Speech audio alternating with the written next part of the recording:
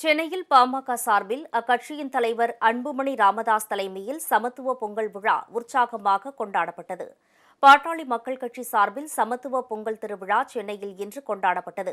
கோயம்பேடு கீரைச்சந்தை வணிக வளாகத்தில் நடைபெற்ற இந்த பொங்கல் விழாவில் பங்கேற்க வந்த பாமக தலைவர் அன்புமணி ராமதாஸ், பசுமை தாயகம் தலைவர் சௌமியா அன்புமணி ஆகியோருக்கு உற்சாக வரவேற்பு அளிக்கப்பட்டது.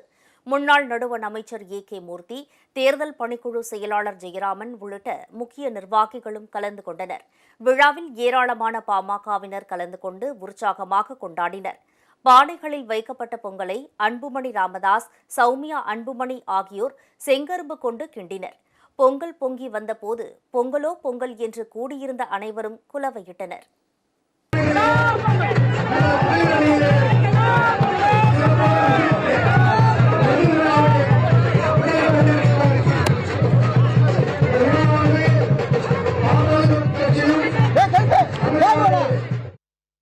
இதனைத் தொடர்ந்து கதிரவனை வழிபட்டு பொங்கலை உண்டு மகிழ்ந்தனர். சமத்துவ பொங்கலில் கலந்து கொண்ட அனைவருக்கும் அன்புமணி ராமதாஸ் தமிழர் திருநாள் வாழ்த்துக்களை தெரிவித்துக் கொண்டார்.